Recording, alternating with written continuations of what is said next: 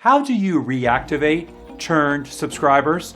And rather than interpreting that cancellation as a no thank you, let's view it instead as a not yet or not right now.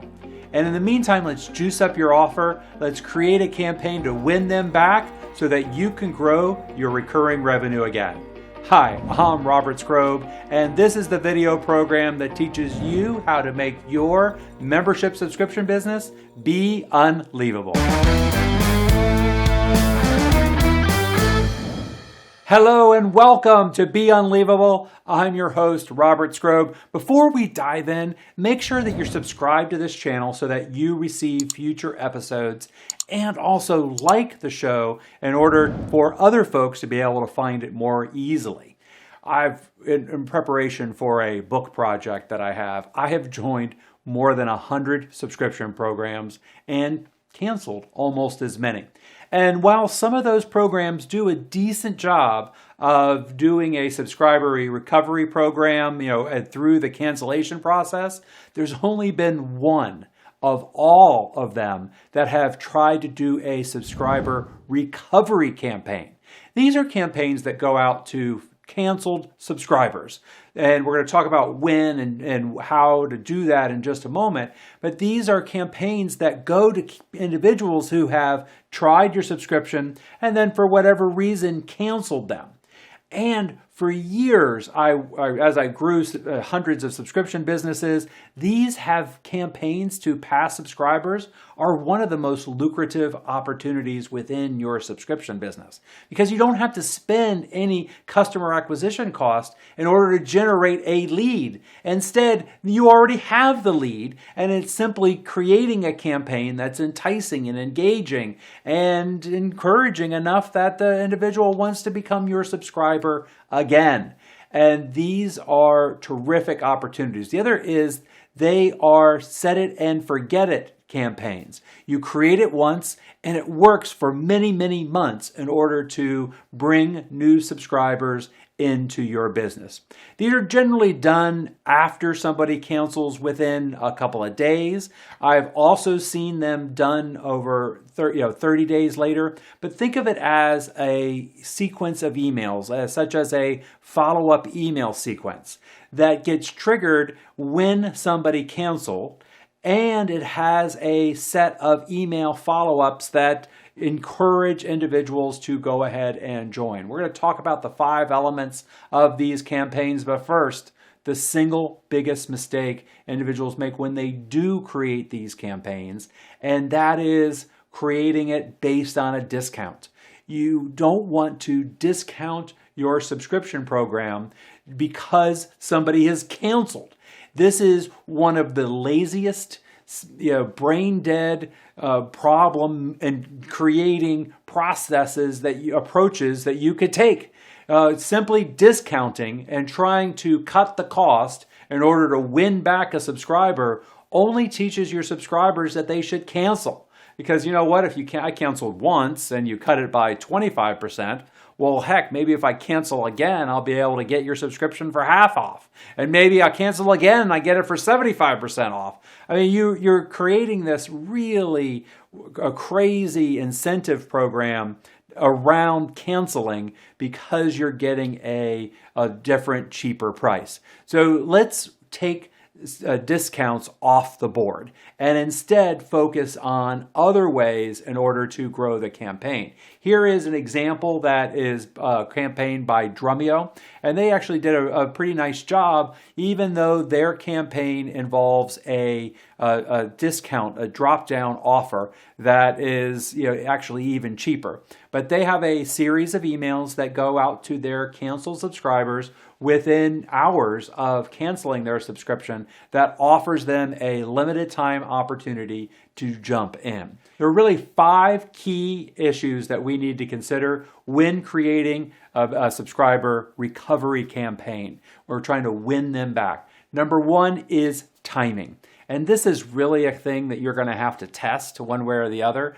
When launching a brand new subscriber win-back campaign, number one, you're going to want to go to all your past subscribers and launch it to them because they haven't seen it before. And so you may as well go to them right now and test your offer, test your process, and see if you can't get them to join.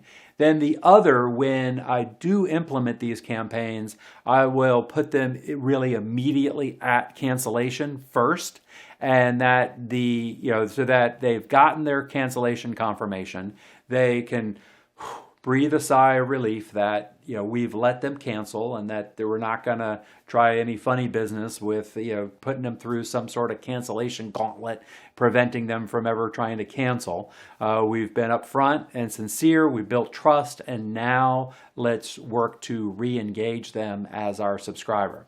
So that's usually where I launch it first. I have also seen subscriber win-back campaigns perform better after 30 days, and some even perform better after 60 days, where there is generally some sort of follow-up sequence of messages, maybe once a week, in order to keep in touch and stay top of mind. And then there will be a promo at 30 days, bringing subscribers back. Think of these usually as some sort of maybe a series of 5 emails that promote a opportunity to rejoin, that give the details of the offer, that promote the benefits of the new program, and as we'll see in just a moment, have an actual deadline of when to respond. In terms of timing, I'll always go first to all of our past canceled subscribers and test the program and see how it works with them and work to re-engage as many of those as we can. It's free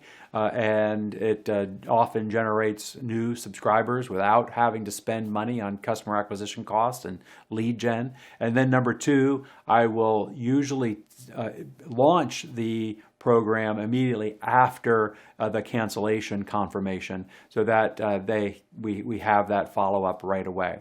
Number 2 is, whenever possible, customize. There's a lot of different surveys. Here's a survey of Spotify asking why you cancel. And to some extent, I think that a lot of these surveys are really a lost opportunity. It's nice to have the information. I guess you could file it away and keep up with the reasons and see how the reasons change over time. But instead, consider using those survey responses as part of the reason why, the way that you follow up with subscribers. Generally, if you do one of those surveys for a couple of weeks, the individuals who are canceling will indicate, 1 or 2 or maybe 3 of the responses will be a vast majority of the reasons why they're canceling. Maybe they'll have a reason it was too expensive, it wasn't a right fit, or any number of reasons that could be on that survey. And what you want to do is have your campaign, your win-back campaign, focused around those responses. Customize, have 2 or 3 different campaigns for individual customers based on how they answered that exit survey. And that will often result in a nice little bump in response. That if somebody said it was expensive and now you're coming back perhaps with a streamlined offer, or they said it's expensive and you're giving them some sort of accelerated benefit, then that could often help offset their concerns. If they said they were too busy to use it, maybe there's some sort of fast start, some sort of way of getting results quickly, something that allows them to kind of ameliorate that concern and get over it so that they can get into your program. Customizing based on their response can have a significant improvement in reply. Now, the third is offer. Whenever possible, we want to juice up the offer.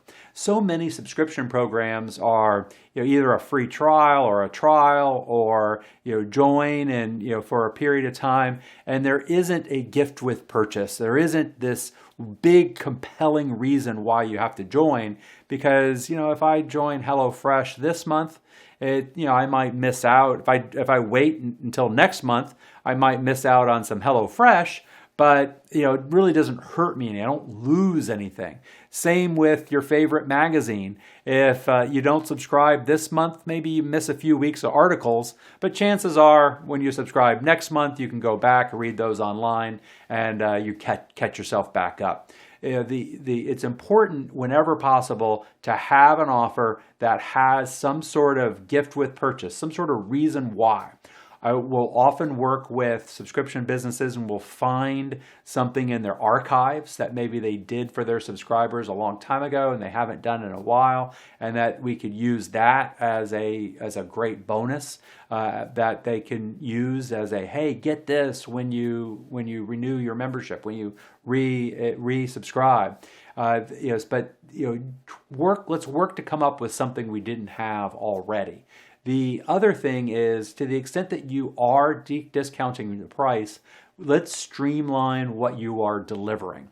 And if you want to deliver something that's less expensive because you believe that, people are more likely to pay if they're not paying as much, that's fine. Though it's important, I think, very important, to streamline what you're sending and what you're delivering, so that you are taking into account the discounted price, and you're not simply giving them the same thing you were always giving them at one price, but now because they've canceled, you're going to offer them a lower price.